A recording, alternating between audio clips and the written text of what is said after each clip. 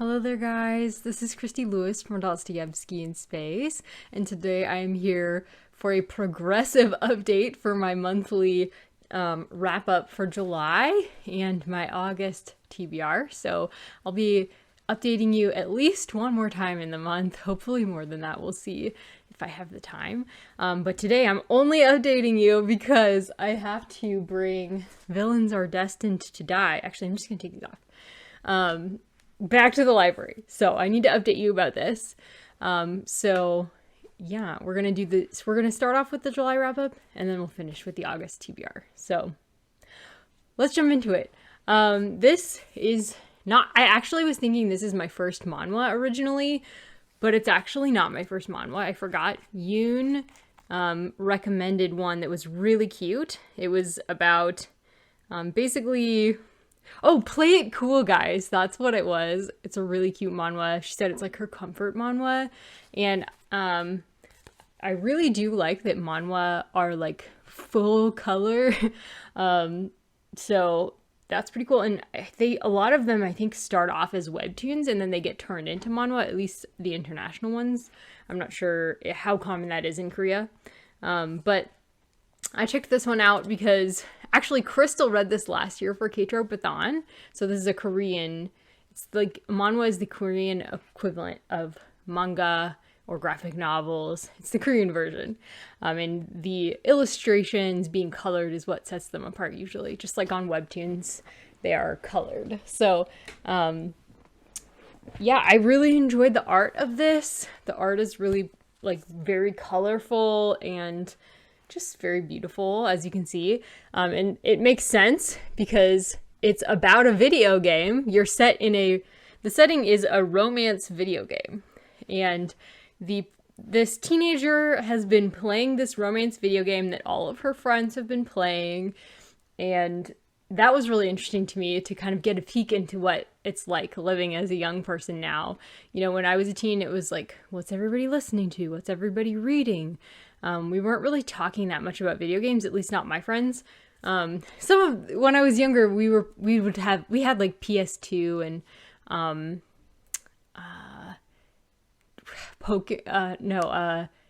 the handheld games. I can't even remember what they're called, Game Boys. But we didn't have like smartphones, so we weren't playing games on our phone. But this is like a free smartphone game where the easy mode is you're following this beautiful girl who's trying to basically make all of these, she has various love interests or men who will, the happy ending that you're trying to get to in the game is be on really good terms with the men in the story. So if it's with one of her brothers living in this mansion with her, that's one ending. Or there's like love interests that if she can get them to marry her, you know, that's the happy ending. And you can see her progress through the game with this like progress circle that starts, you know, at a certain number and she has to get it all the way to 100. So that's really my favorite thing about this story is the progress circles. But the twist, I was looking if I could find one for you. That was like the most motivating thing was how like oh, here we go. Yeah. So here's the example.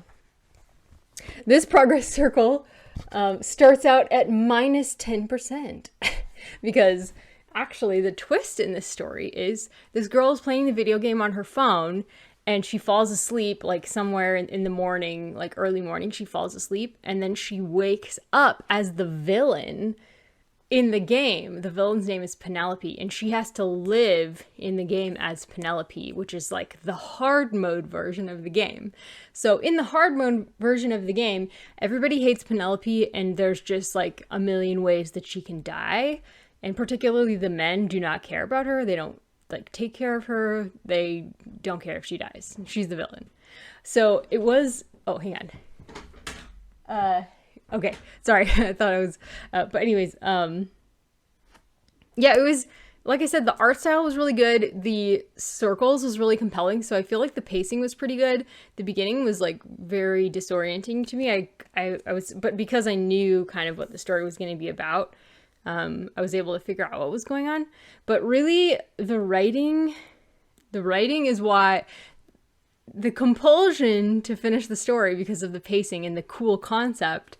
That's why I finished volume 1. I really considered DNFing it though, because the writing itself is really not good. I don't know if it's the translation or I don't know, but the writing was really not good. So I don't think I would really recommend this. It wasn't terrible, and if you don't care about the quality of the writing, then you might really like find yourself flying through this, but I just don't fly through things.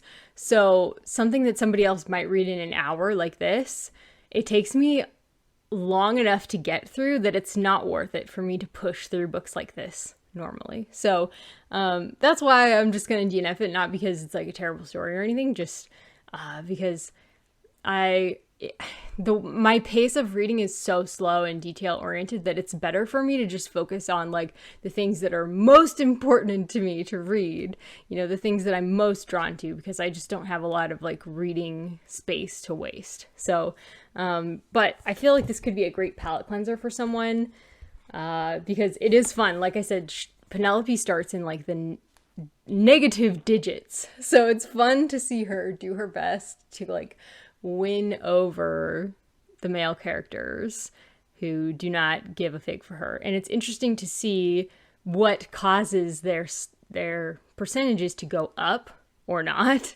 And she has like a definite strategy because she tried playing the game in hard mode and just kept losing. So it is interesting in that sense, but I just wasn't like compelled to keep going. So, but I enjoyed this.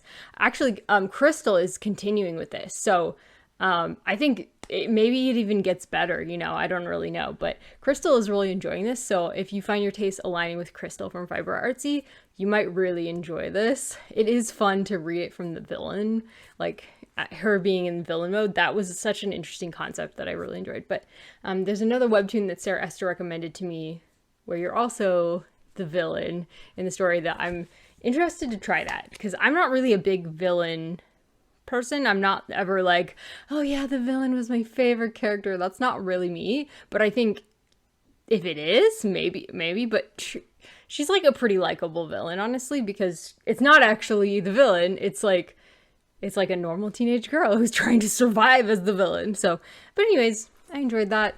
And that is all I have time to update you guys on today. So that's it for today. I will come back to you with more, like the Well of Ascension and lots of other things. Hey guys, I'm back home and I decided I'm just gonna continue because I have a little extra time today. So I thought, yes, let's do this. So let's continue. So I also finished, and by the way, if you're wondering why my teeth and my lips, I forgot to bring in my lip gloss, but if you're wondering why my fingers and everything is orange, it's because I'm drinking fresh turmeric tea because I keep getting sick. And I think it's because my diet is so limited that I can't just like eat tons of fruits and veggies to get my vitamins. I could take a multivitamin, but at the moment we're just trying to keep my stomach happy. So I'm drinking fresh turmeric tea, very cooled down. I found that I can drink tea if it's like lukewarm, so it's not hot anymore. And like you can see it, there's like a mirror on top of the turmeric tea. So the oil, when it's like really fresh or whatever's in it, it's really like, it's potent. It like makes my mouth go numb, you know? So it actually has an anti-inflammatory effect. You can use it like ibuprofen if you take enough of it.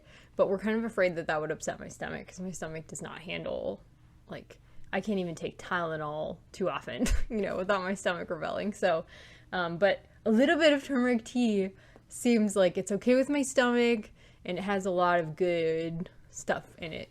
So, hence, I'm drinking tea when it's 100 out. It's fine, it's okay, but that's why my hands are like super yellow. It's because I grate it fresh. I just like get knobs of it and then grate it fresh. So I'm gonna be sipping on my fresh turmeric tea. And I just took my glasses off as well, so if I'm squinting at you, that's why.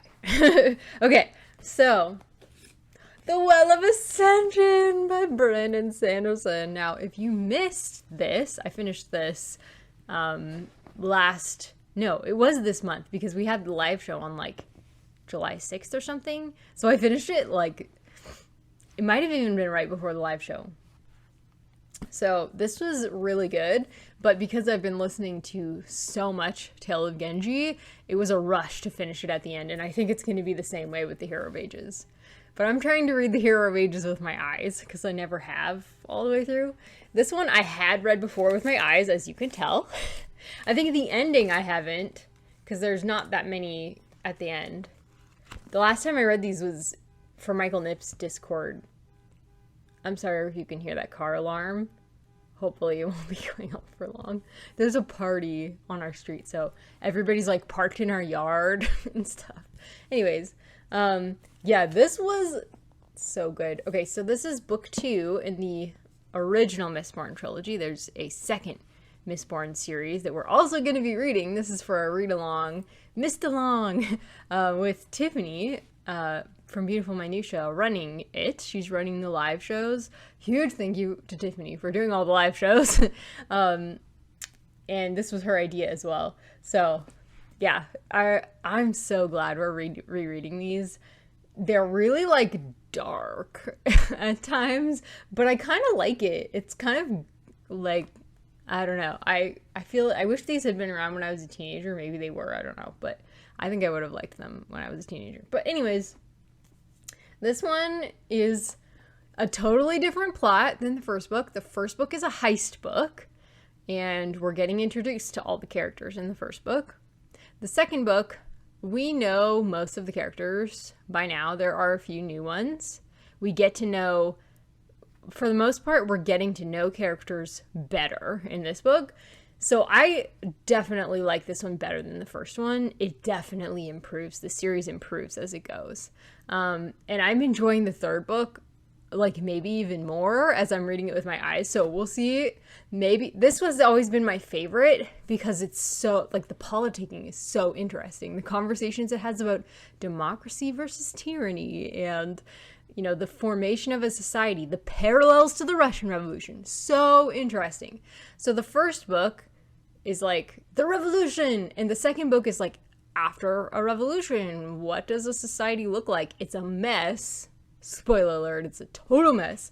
And so we're following somebody who's, you know, he wants to be, you know, a democratic candidate in control of he wants to be a democratic king. But, like, he can't get anybody to listen to him. So it's really about his journey becoming a king that people would listen to or not. And like all the ups and downs that come with politicking. And it's fascinating. And of course, we're still hanging out with Vin. She's on the cover here with this Koloss sword. We get to know the Koloss a lot better in this book. Are there even Koloss in book 1?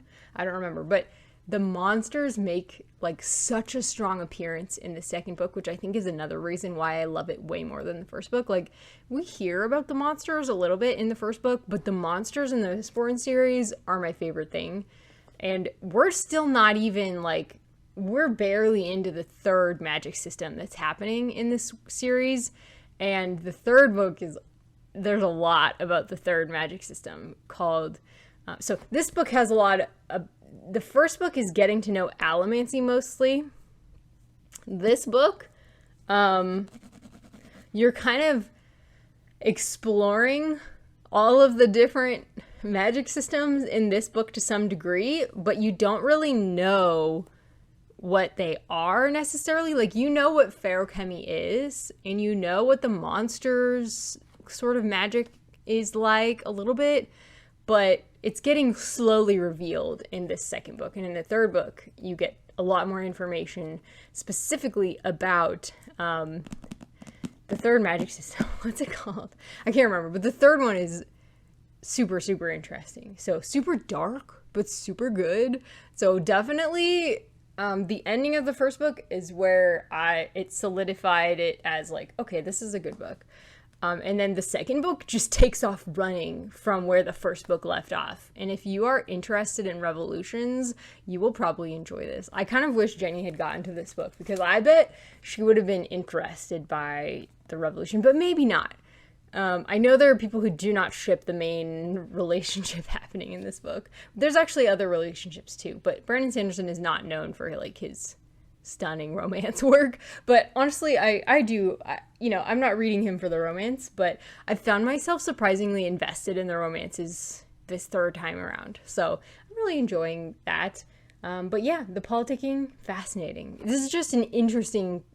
The plot is so different from the first. It's kind of risky how he does that in a series. Like, he will take all the books in a series and give them a totally different type of plot, which shows his skill as a writer, and it also means that people all have different favorites, which is fascinating. So yeah, this was really fun to discuss. Tiffany hosted the live show over on her channel, so I'll link the second live show down below if you want to go check that out. It's a great discussion. I'm enjoying this so much. Thank you, Tiffany, for doing this. So good. So, okay, next. I finished Jurassic Park, and I finished this. Oh, dang, oh no, I won't. Okay, here we go. I thought I was gonna have to press play. So I finished this for Emma's Bookish Kingdom book club, which was super interesting because her brother, who is a paleontologist, I actually missed the beginning when she introduced him, but I think her brother is a paleontologist. And so he came and told us, okay, what's realistic about it? And he's a big fan of the movie, and he, I think, also enjoyed the book, but not recently. So it was just interesting asking him questions about dinosaurs and dinosaur bones and stuff like that. This is a sci-fi thriller, and I actually was supposed to read this for a read-along like several years ago that Danny at Connelly Speaks did. I can't remember why I didn't finish it, because like all my friends were in this read-along. I don't know. I just didn't end up finishing it at that point. Maybe I had too much going on. But anyways, I was enjoying it when I stopped listening to it. I stopped listening to it at one point not too far in. It was maybe like 10% into it. And I was like, this is good. And then I just never picked it back up for some reason. I cannot remember why. Maybe that's why I didn't continue with the live shows, because I didn't get the book finished. But anyways, I bought this in the Audible sale, which I haven't really told you about because I haven't posted the book haul yet. But hopefully by the time you're seeing this video, the book haul is posted. So anyways, I'll talk about the Audible sale and my book haul. But this was really good. It was like more philosophical than I was expecting. Like, watching the movie that Malcolm is pretty philosophical. He's pretty funny. He's kind of, he's a little bit slimy. But like, he has some really good thoughts to offer on like the limitations of science and the limitations of our age, because we're not going to go back to like medieval ways of thinking, but we also need a place for morality and ethics. And it was so interesting in the book club meeting with Emma and her brother. We were talking about how like all of the liberal arts people who went to college took ethics classes, but her brother, who went the scientific route in school, he didn't have to take any ethics classes. So I think that there is something to be said for the sciences definitely needing to take some ethics classes, because you have to make decisions, as Malcolm would say, not just can I do this, but should I do this? That's like a big Wendell Berry theme too. So I actually was listening to Maps of Meaning as well while I was reading this, and they paired together really well because they talk about the different mindsets of academia, and how, like, Jordan Peterson says, like, growing up he could not work his brain around the very anti-intellectual crowd of Christians that he grew up with, or was it Catholics? I'm not sure if it was Christians or Catholics. But also, he recognizes a need for a respect of the traditions that have developed. He says they come from man. I think he thinks that the source is like collective wisdom of man, which is kind of what Louise Perry thinks. I think a lot of people who are agnostic or atheist but recognize the value of Christian morality, they're like, well, over time, humanity has developed these traditions for a reason. It's because they work, that monogamous societies do better than like polygamous societies, for example, because instead of putting all your resources into gaining more wives for your family and then having to take care of all your wives and kids, instead people are monogamous. They have one wife, they have their kids, they get a house, they start a business, their capital goes elsewhere and society grows as a result. So like, both Jordan Peterson and Louise Perry even though I wouldn't say that they're religious, they recognize the value of the Christian moral system and the Judeo-Christian moral system. So this was interesting because it was kind of grappling with that a little bit. Like, what do we do when we don't have an ethical system to help guide us with our decision-making in science? So yeah, I really enjoyed this. I think I rated it 4 stars, mainly because I was just listening to it, and I always kind of distrust my judgment a little bit sometimes with audiobooks. When I really enjoy it, I don't know, it probably could be a 5-star for me. Like, this is the kind of sci-fi that I love. It's very idea heavy, but also it's like propulsive. There's a great plot. His pacing is really good. He starts you off. You probably know what Jurassic Park's about. Basically, a man who wants to make money develops a science to make dinosaurs come back alive. And he opens this park and he's like, all the children of the world can finally enjoy dinosaurs in all their reality. Well, at least the rich children of the world. So there's a big conversation about like your motivations. Is it greed? Because if greed is your motivation, almost no matter what you're doing, you're probably gonna run into major issues because your focus isn't where it needs to be. And so he keeps saying in the movie too, the old man who starts this, what's his name? I can't remember.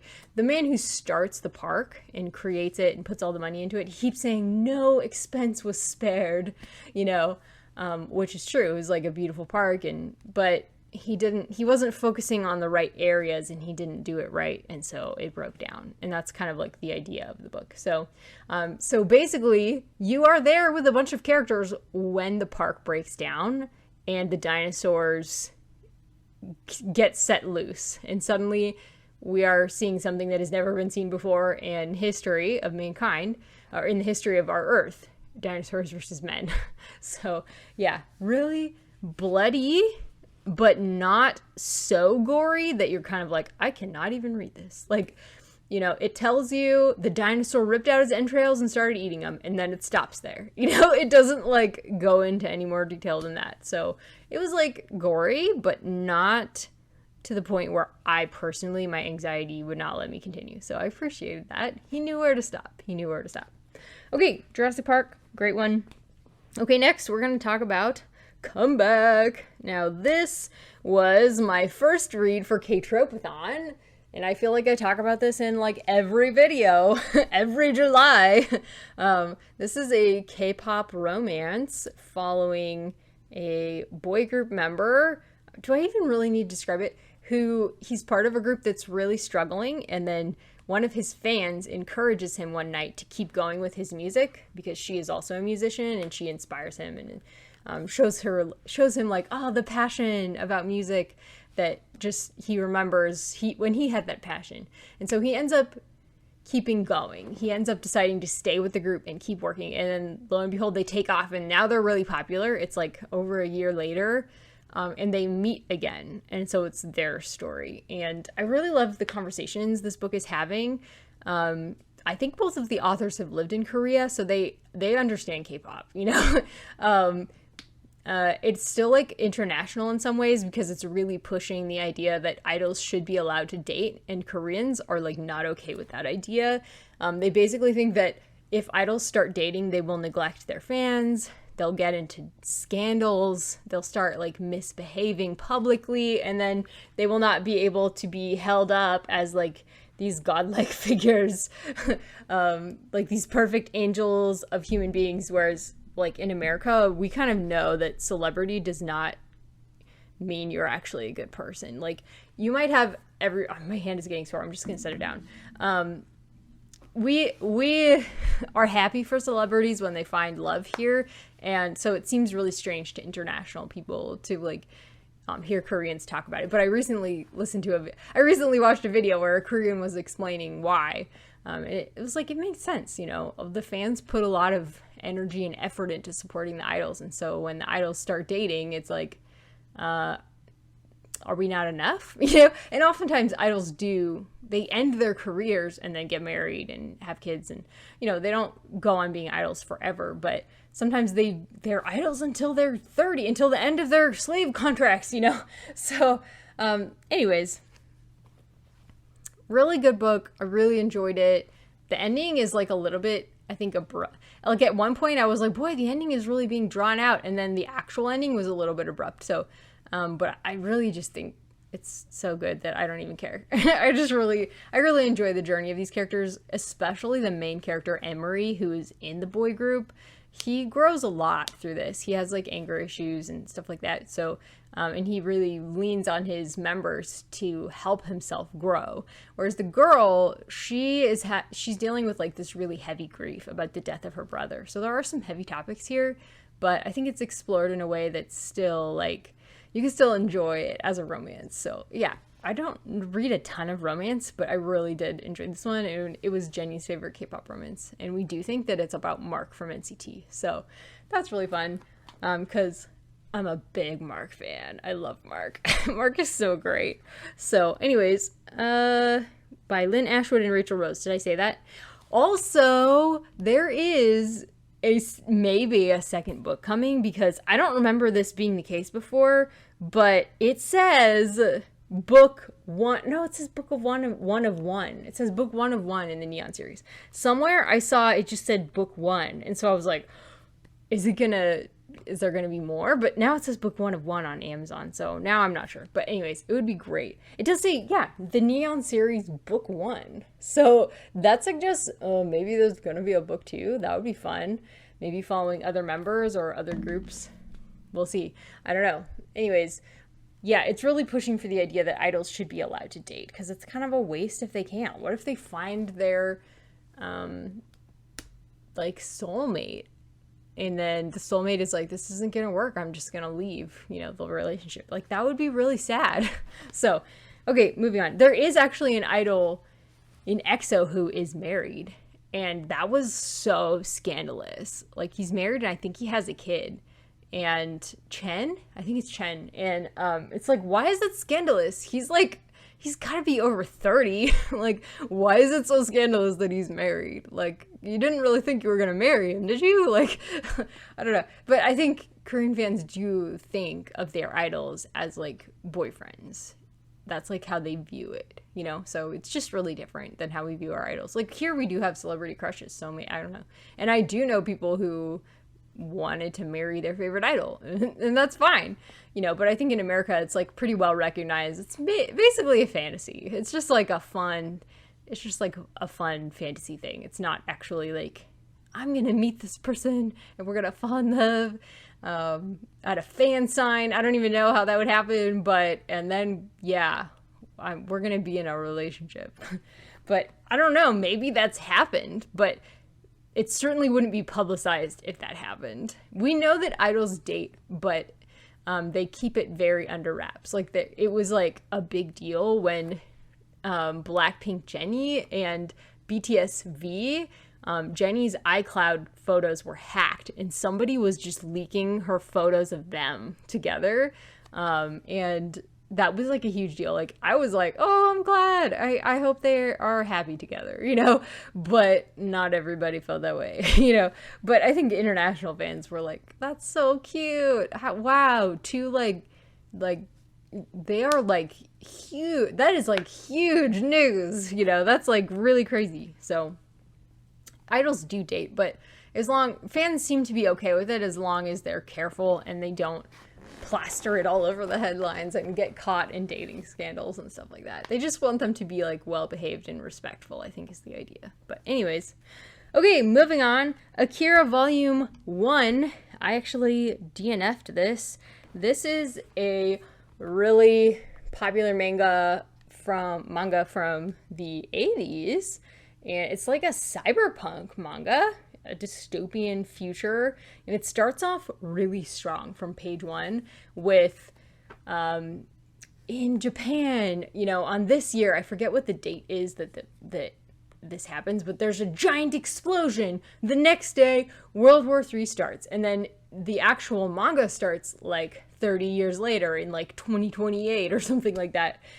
So it's set like still in the future from where we are, but not too far now, but set in a dystopian future in Japan, following a series of biker boys who kind of run head on into what caused the explosion 30 years ago. They run into this like secret. They're in Tokyo, by the way. They run into what the secret cause of the explosion was. And yeah, these boys they're troublemakers. They're taking drugs. They're, impregnating girls. Like, they're just being teenage boys. And that to me was like realistic, fine. But I don't think it was quite for me. It was a bit grunge for me. And also there's like a superhero element. And for me, I'm not really a superhero person. I've never been interested in superheroes. Like, I just do not care about superhero movies or anything like that. So maybe I just haven't hit the right one yet, but this one wasn't the right one for me. I just wasn't really the target audience for this. I'm not saying a girl wouldn't enjoy it. I think that probably there are girls who definitely enjoy this. But for me, I was just not the target audience for this. So it was like cool and it was interesting, but it was like a 3-star interesting for me. And I'm so busy this month that I was like, I'm not going to have time to finish this. So I just DNF'd it. Maybe if I wasn't so busy this month, I might try it. But also, I don't know. I'm always pretty busy as far as my reading goes. So maybe I never would have actually gotten to it. So anyways, I ended up DNFing it.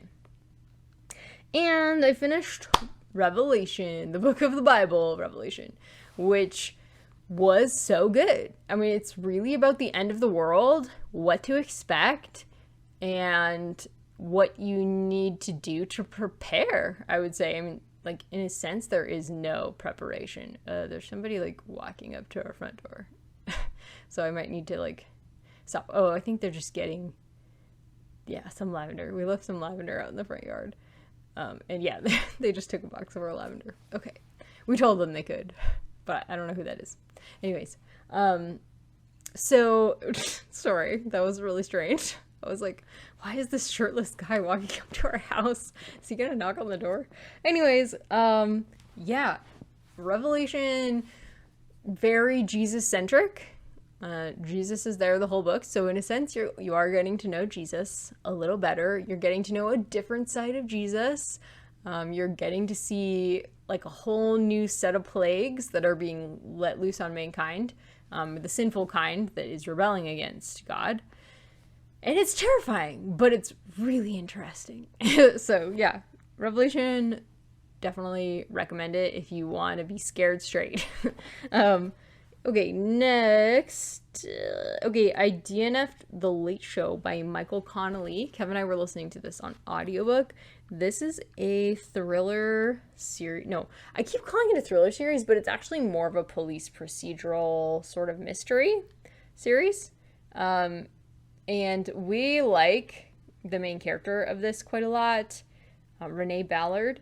But like in the second book in the series, it introduces a second character, Harry Bosch, who's actually from a previous series. He's older than Renee. Also, they're both LAPD detectives. And this is the first book about Renee Ballard. And then the series becomes like a joint venture between Renee Ballard and Harry Bosch. So we actually started with like book 5 in the series where they're together. Because I was just describing it for a library video one day, and I was describing the plot, and Kevin's like, can we read that? I was like, yeah. And it was just number 5 in the series, so that's where we started, and we really enjoyed number 5. This book has a different narrator, unfortunately, and the plot was decent. Like, the plot was pretty hopping, but I think without Harry Bosch, we were both kind of like, we really liked their dynamic. Like, they're a dynamic duo. They're very different, and yeah, so we just were like, oh, we'll just skip to the next book because we know Harry Bosch comes in there. So that was that, and we are now listening to the second book, and I have no idea what's happening. So I think so far the 5th book was definitely my favorite. But anyways, that's it for today. Oh yay, I finished in time. So I will update you hopefully later in the month when I finish some more stuff. Hello there, guys. It's now Sunday, July 28th, so let's talk some more about what I'm finishing up this month. There are a couple more things that I'm hoping to finish up before the end of the month in the last few days, but we will see.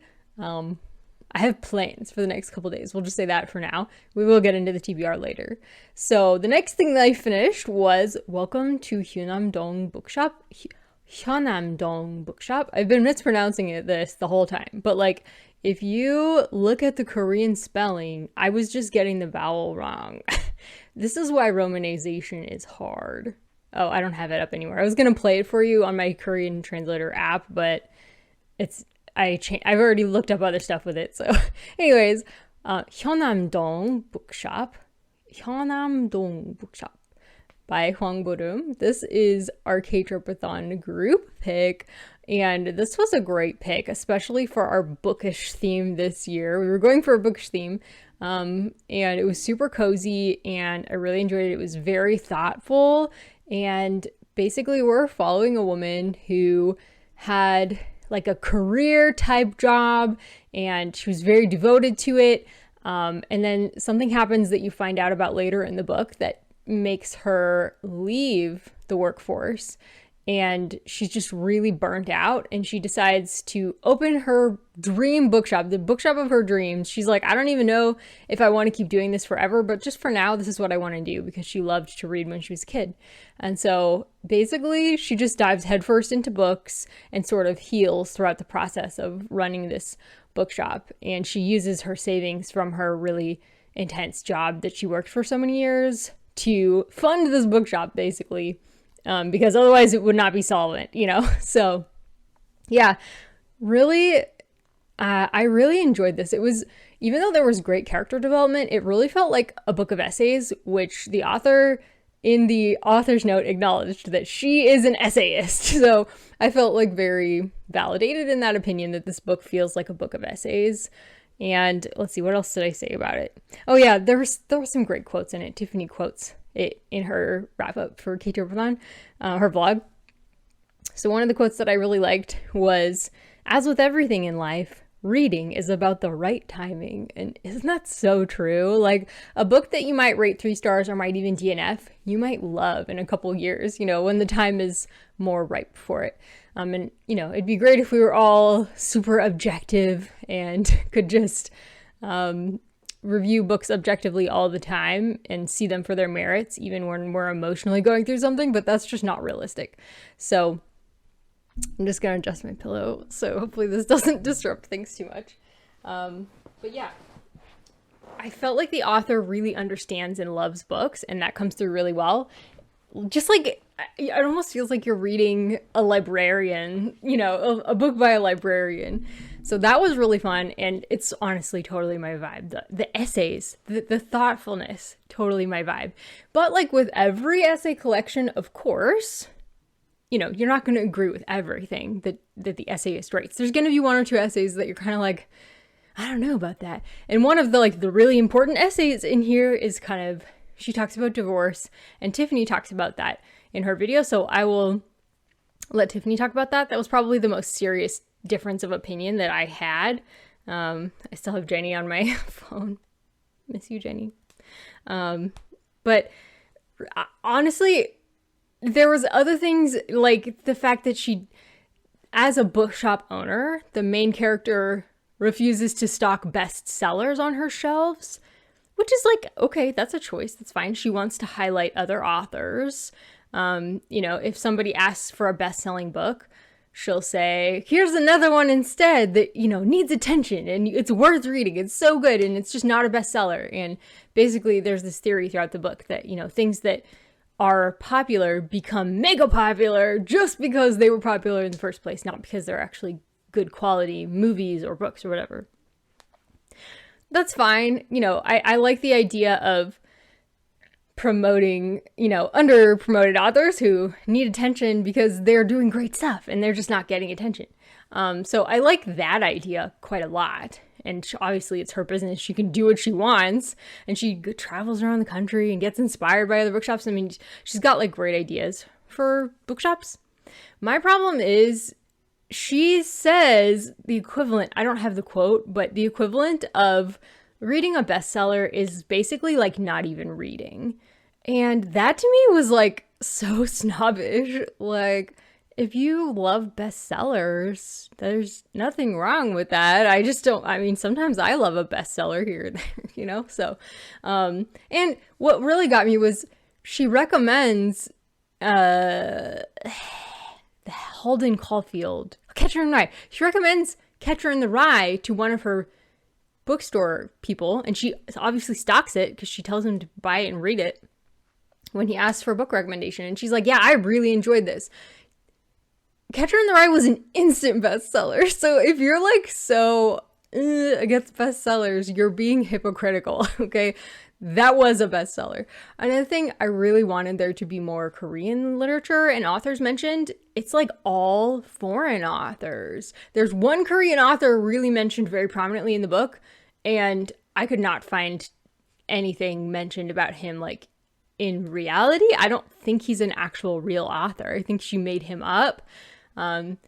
And that was so disappointing for me. I was like, I want to read this. She was talking about him doing like an author vlog and like a book about editing. And I really was like, I want to find. So I don't know if he's out there, if you guys know who I'm talking about.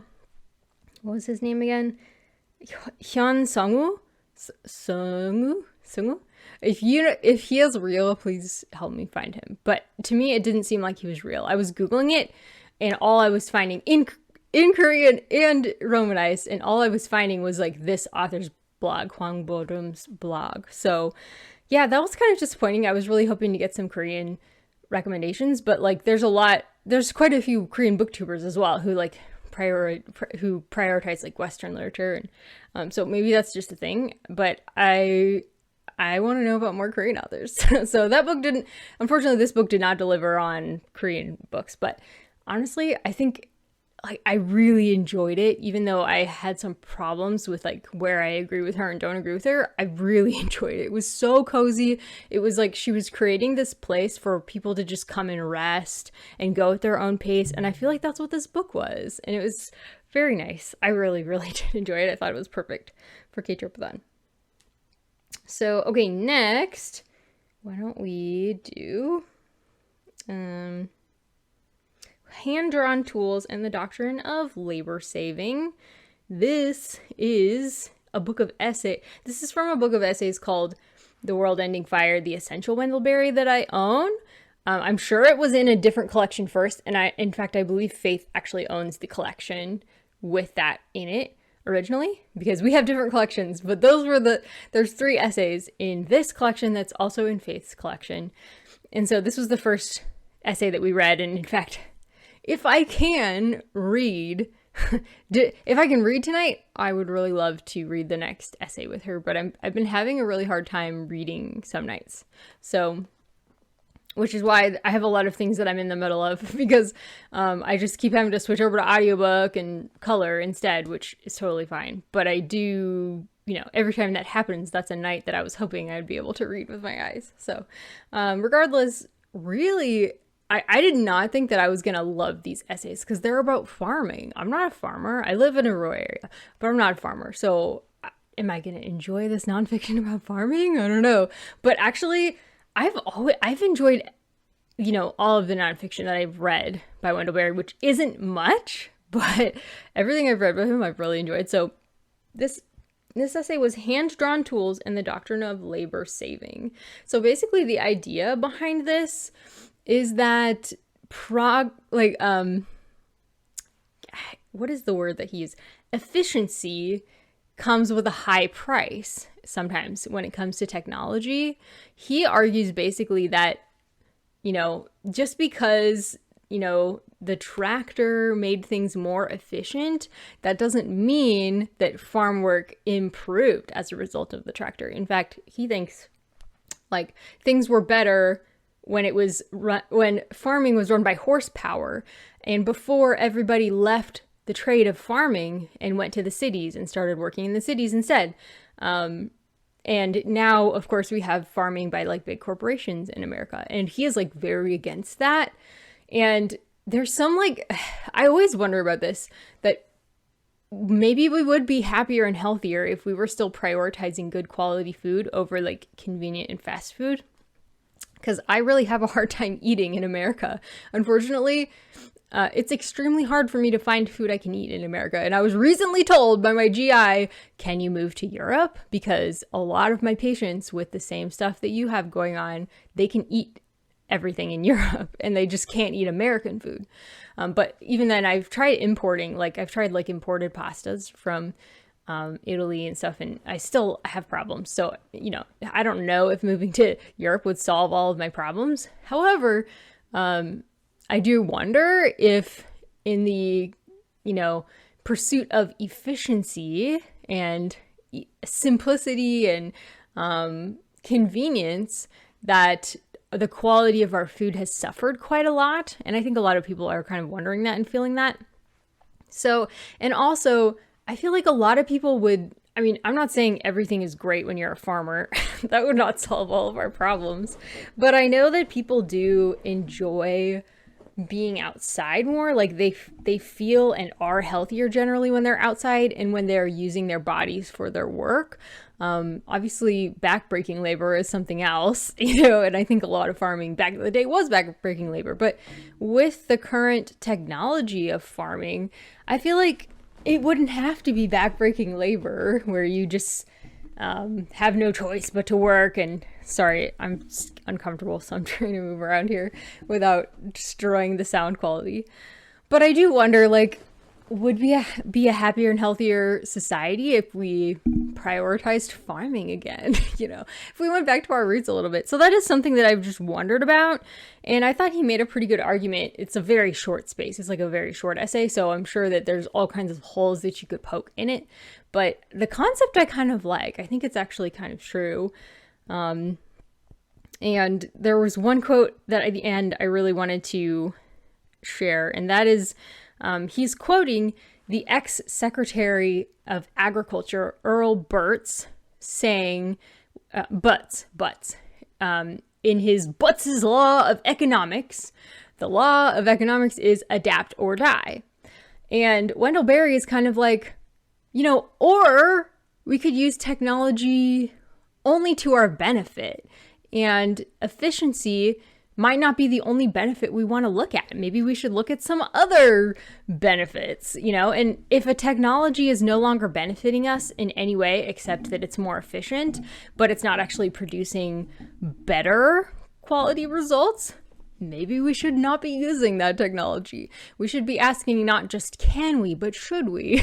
Which is a theme in a lot of my reading lately, like Maps of Meaning by Jordan Peterson and Jurassic Park by Michael Crichton. And I'm sure all of these authors have wildly different beliefs on like everything. So it's pretty remarkable that all of my reading is lining up in that way. So anyways, I've been having a fun kind of thought journey reading all of these things. Really enjoying reading this with Faith from Faith and Books. Thank you, Faith, for getting me to finally pick this up. I have had World Ending Fire on my Kindle for so long, and I just never have gotten to it. So excited to move on to the second essay. And this is why I love nonfiction. There's just so many ideas that it's so interesting. It's like communicating very directly versus fiction, which is like, it's different. Fiction isn't just about communicating a message. It's also about, it's just about more than that. It's about touching you emotionally, and, you know, I don't know. It's just different. Fiction and nonfiction are different, and they're used for different things. I feel like today we have a lot of people trying to write fiction to send a message, and it's terrible. Like, it's not good. The book is just not good, you know, because they were so focused on sending their message, which is partly why I kind of stopped writing fiction. That's just one of many reasons, but for me, it was like, I think I'm too direct. You know, if I could just tell a fun yarn and it would be entertaining for people, and of course I would have some ideas in there that we're exploring, but it wouldn't just be a message, you know, that I want to get across. You know, that would be different. But I would probably also be more of like an essayist if I was really writing. But anyways, next, moving on, The Library Book by Susan Orlean? Yeah, Susan Orlean. This is a nonfiction book. about a fire, I think it was in 1985, somewhere around there, at the LA Library and in California. And the library, it was a terrible, terrible fire, and it's a very unique book because it's not just about one thing. Like, the fire is kind of the excuse to explore several ideas that Susan Orlean, I don't know, has. And some of her ideas, again, I did not agree with. However, I thought that it was written like in a very accessible style. I really enjoyed specifically the history sections of this. She kind of explores in one chapter, I think it's like chapter 6, about the history of libraries that have been burned. All the libraries that have been burned throughout history, and she speculates on why, and there are some recorded reasons for like why Nazis burned books and stuff like that. And so she does several things. Like, she also questions the investigation of this arson and other arson in general. And she's like obviously a journalist because she has her like themes that she wants to get across with her writing. And in that way, sometimes you think, oh, it feels kind of disconnected, but it actually didn't feel disconnected. It did somehow feel like a cohesive whole, which is pretty incredible considering the amazing array of topics that she covered in this, like history, journalism about LA history, all the librarians who sort of ran this library, and the history of book burnings and, you know, like I said, arson. I mean, she covers so much, and it could have easily felt disorganized, but it didn't. It felt very organized. It felt like a whole story that she was putting together. So I really admired that. I think with this one specifically, it did annoy me, like, say, more than Hyunam-dong Bookshop, which I just did enjoy. Like, I enjoyed it as a whole. Maybe that's the difference between fiction. You can still enjoy fiction even if it has a message, potentially. It just depends on if, like,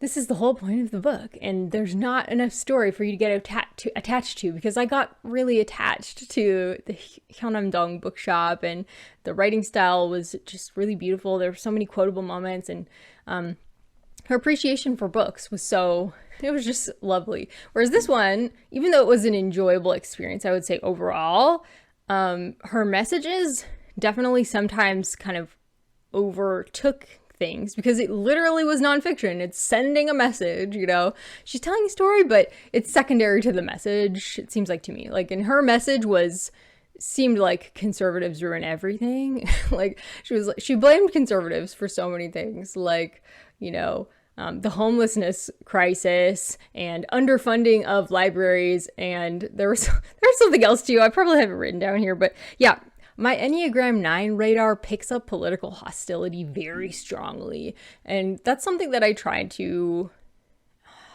When I sense hostile energy like that, sometimes I get my defensives up a little bit, and I can't enjoy it as much. I would say this is still far and away a good book. I would say 3 stars probably, whereas Hyunam-dong Bookshop I rated 4 stars. So I guess I'm going with the star rating system again. I've been uploading reviews on Goodreads, so I guess I'm just thinking in terms of stars at the moment. But yeah, I thought this was really interesting. Easy to read, touching at times. Yeah, fascinating. But like I said, 3 stars probably, just because I just get tired. I just get tired of talking about. I'm okay with putting politics in books, but, you know, having a facade of balance about it is nice. And I just don't think she was going for that. Like, she was basically just like all of these agendas that she wants to get through to us. Yeah. So, yeah. It was not bad. I feel like I'm damning it with faint praise again, which is what I frequently say about 3-star books when I have major problems with it. Because my 3-star books, I might still like it, but I do have major problems with it probably. So I always damn my 3-star books with faint praise, but it is what it is. It wasn't my fault. Okay, next. So I just finished this. 9 Coaches Waiting by Mary Stewart. This I've been wanting to read for like months, at least since last year, because I read 2 Mary Stewart books last year and I enjoyed them so much. Especially the one that Emma's book club read, Airs Above the Ground. That's what it was. And I think that's still my favorite, but I did really enjoy this. This was a really fun read. The opening was like a little bit hard to get into for me, which is why it took me so many months to actually get to it all the way. But Tiffany's book club is for Patreon is reading this month, and we're discussing it. So this was the time. I was like, I want to read it for the book club. So I finally just sat down. I got through all the description that was at the beginning. Description is just hard for me. It takes a lot out of me, even though it's like beautiful and it really helps set things up. And, you know, description is important. I understand that, but it is harder to read for me personally. But once we got to the setting, which is this wonderful place called Valmy, it's set in France. We're following a governess who goes to Valmy to watch a little French boy whose parents have been killed. He's living at Valmy, his future estate. He is the owner, but he's only like 9 or something, or 8. And he's living with his aunt and uncle at Valmy.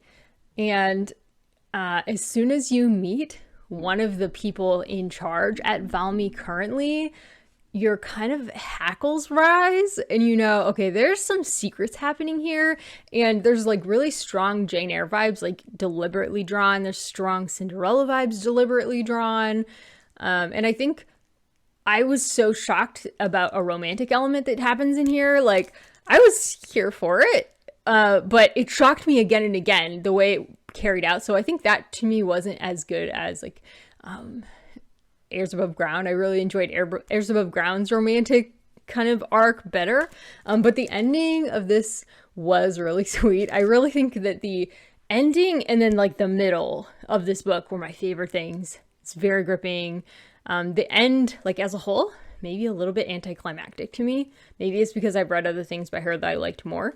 But I did really enjoy this. Like, I feel like, again, I'm damning this with high praise. But this is like close to a 4-star. It's still probably a 3-star, but I don't have major problems with this. I just have slightly mixed feelings at times thinking about it. But honestly, I would recommend it. I don't know if I would say this is the place to start, but talking with Tiffany was really rewarding for me while we were reading this, because she kept saying, like, Daphne du Maurier, it reminds me of that. And at first I was like, no, not at all. Not at all. But I was like, yeah, but except this one thing. I said, yes, it does remind me of Daphne du Maurier, except this one thing.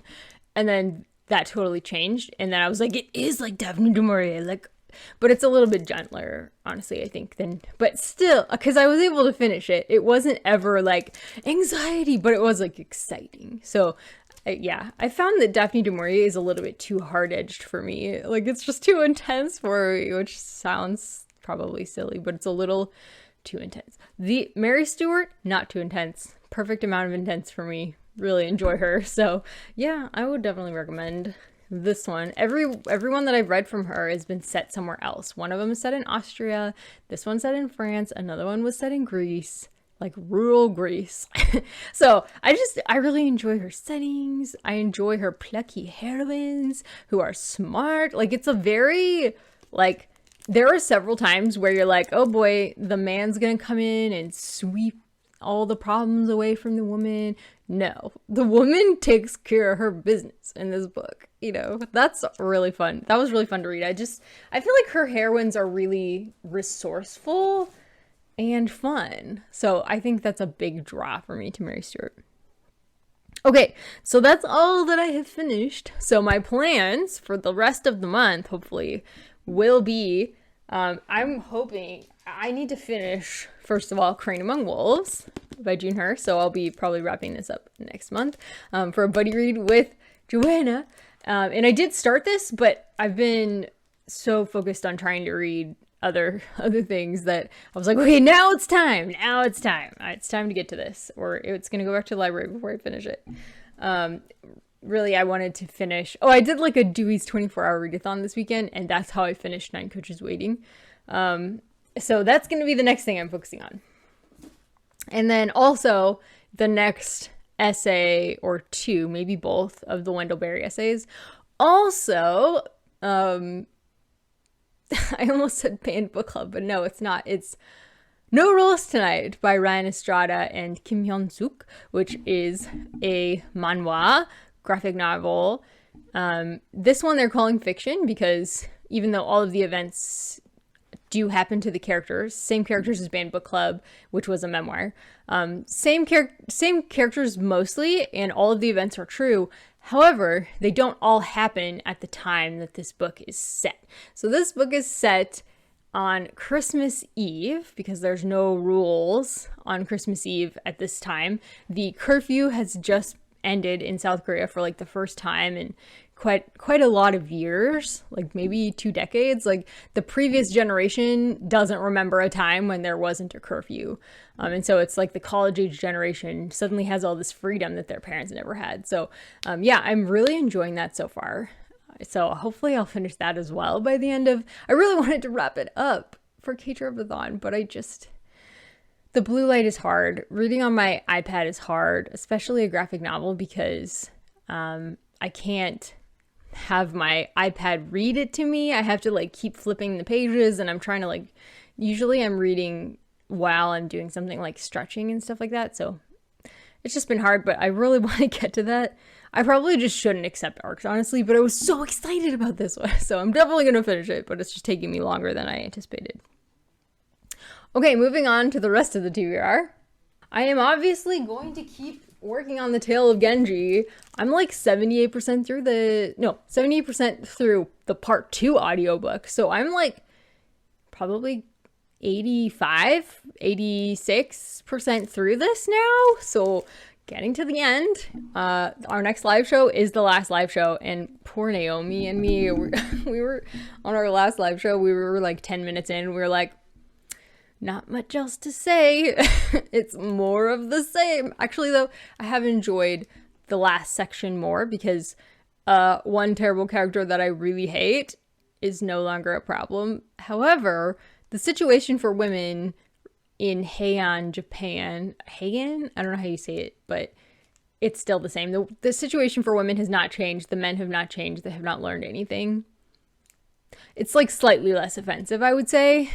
It's like close to a 3-star at times, but I would say overall it's still a 2-star, unfortunately. Yeah, somewhere in between 2 and 3 stars. The writing is engaging when I'm actually reading it physically. It's easy to read because it's translated. I haven't met a translation I didn't like, and I've read like 3 translations of this, trying to get through it all. Holds, keep going back to the library and all kinds of stuff.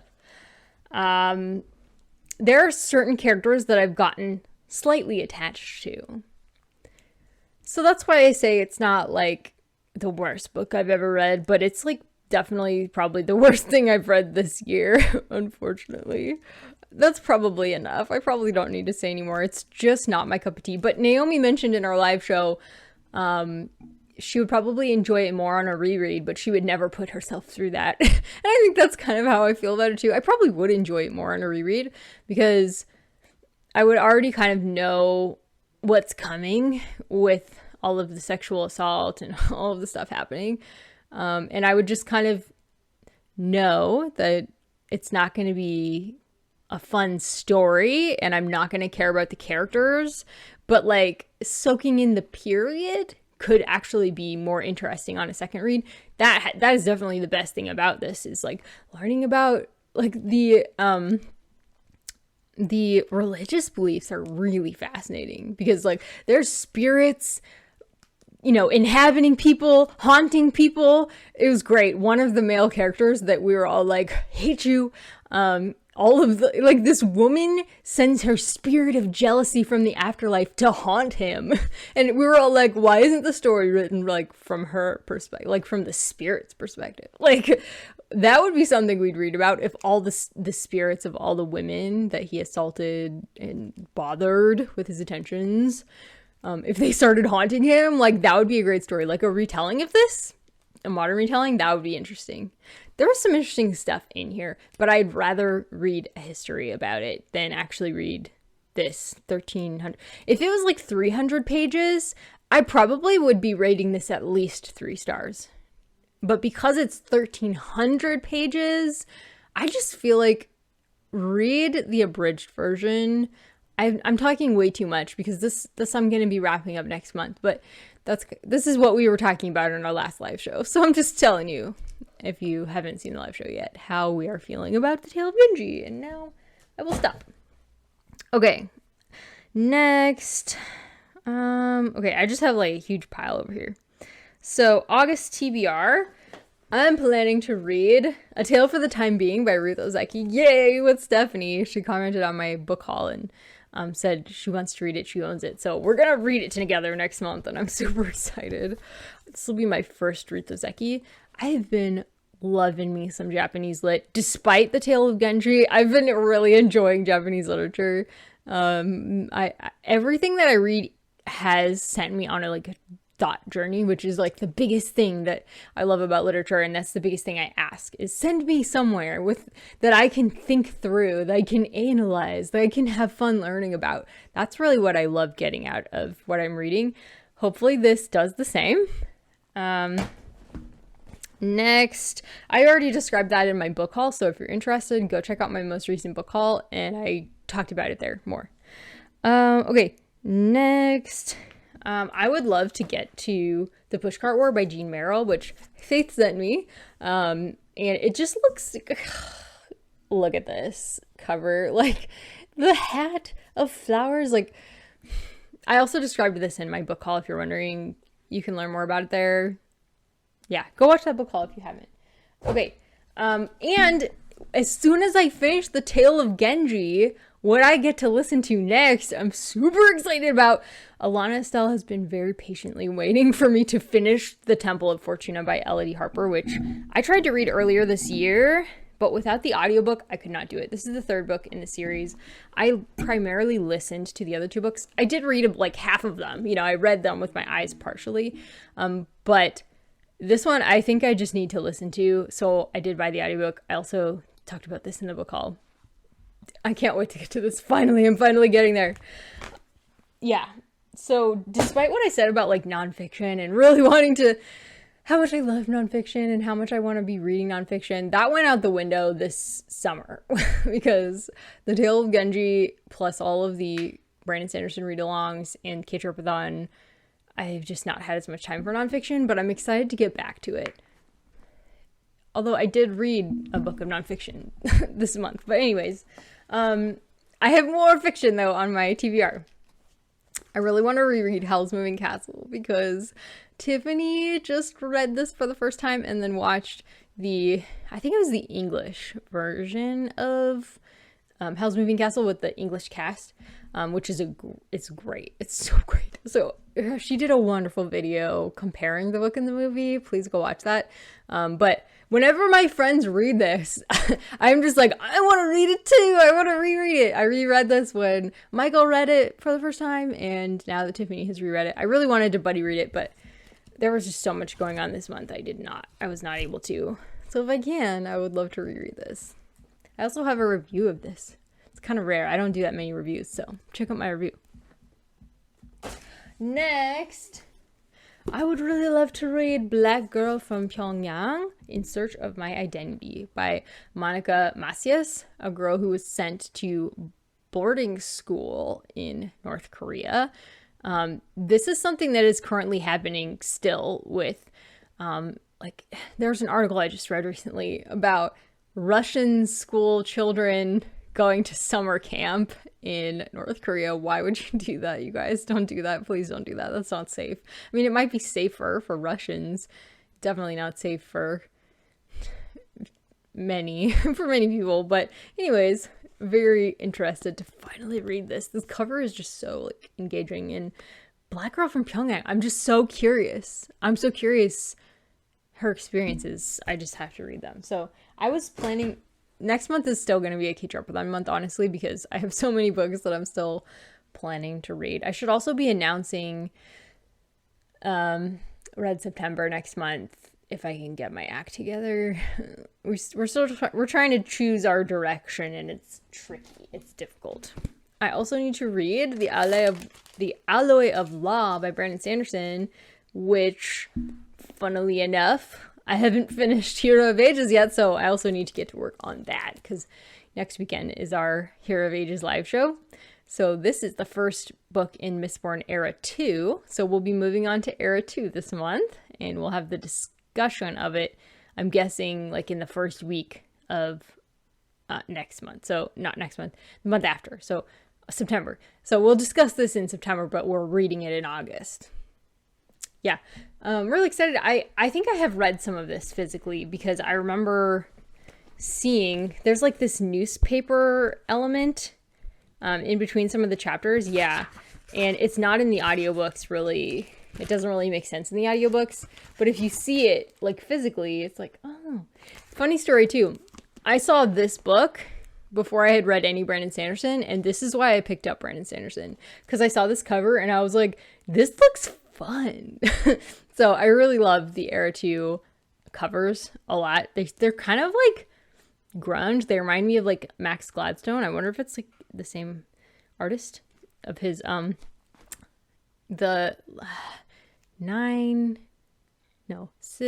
can't remember the series, but it was a Max Gladstone series with, yeah. Anyways, need to get to that. What else? The Trial by Kafka, I still have not started. That's another thing that I need to start before the month is over. Oh, that was my alarm. I need to be done now. Okay, let me just like mention a couple other things and then I'll be done.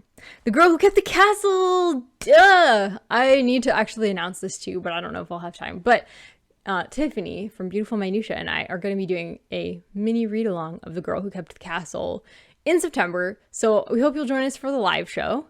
And we hope you'll read along with us. The author seems really sweet. She approached both of us and asked if we wanted to read arcs of her book, and we were both like, yeah! So Tiffany has the e-arc, I think, and I have the e-audio arc. So we'll tell you, how is it on ebook? How is it on audiobook? I hope you'll join us. I hope you'll read along with us. Super excited. She sold it to me as cozy fantasy, like Howl's Moving Castle. So super excited for that. And then also the Kamogawa Food Detectives by Hisashi Kashiwai. Yeah, that's something that Tiffany is going to be doing with her Patreon. She just decided, oh, we'll throw in an extra thing. This sounds really fun. So we're doing an extra reading month in her Patreon. And that's mainly, I had a couple other things here, but I don't. Oh, The Way of Perfection by Saint Teresa of Avila for Emma's book club, her Bookish Kingdom book club. So I think that's everything. I need to tell you guys. Let me know what you're planning to read in August, September, August. Yeah, it's July. So August, what was your favorite thing that you read in July? And yeah, I'd just love to hear from you guys in the comments. So let me know what's going on with you guys. Take care until next time. Bye-bye.